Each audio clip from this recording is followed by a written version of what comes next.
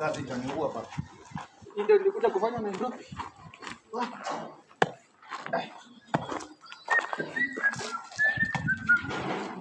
Sudi Kures. Kures. Aye. Sasa bibi. Wacha. Habari yako bwana?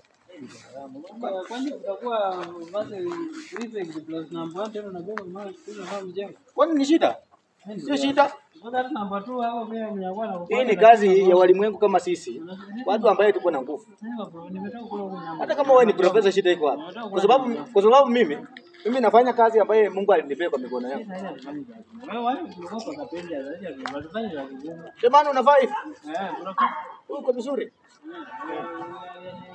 Sasa uprofesa wako umeona uniletee mimi kwa mchengo. Sasa sana kula nyama. Mimi nimeleta. Huyu ananiambia ati na pepo nafanya kazi ya mchengo na yeye nilikuwa ninasoma na yeye nikimfunza. Ananiambia hapa ati nilikuwa namuonyesha hesabu, sasa yeye ni profesa, mimi nafanya kazi ya mchengo. Akifanya kazi na kuumia nini? Sasa unajua alihesabia kwa na nyima paka. Acha afanye kazi apate riziki yake. Bana, unaambo hanu shule anakuja kupenda mchengo.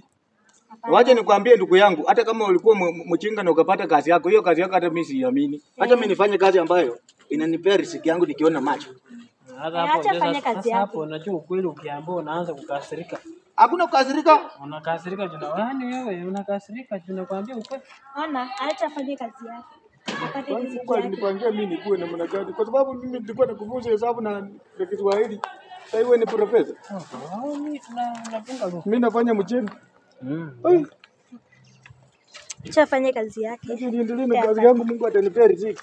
Lakini wacha nikwambie, hata ni kama uliingia kwa Illuminati. Nikwambia ukweli. Wewe ni kama uliingia kwa Illuminati kwa sababu watu ambao wanaishi Nairobi na wanavaa vizuri hivi, wengine wanakuanga hata wezi.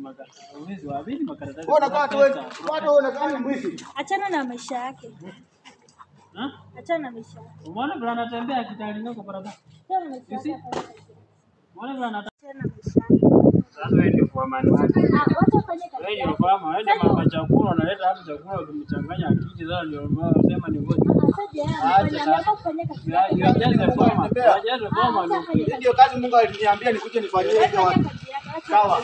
Mimi nimekusikia. Unajua huyu anakuja kuchanganya watu kwa sababu anaona umevaa vizuri. Hata sijui hii nguo uliiba. Kwa sababu ulikuwa unavaa makunia.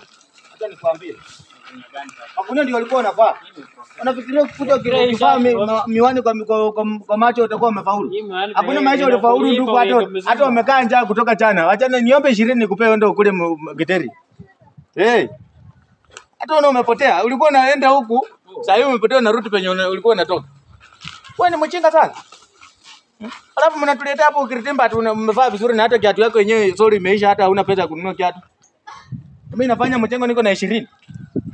Acha kuleta ukiritimba bwana.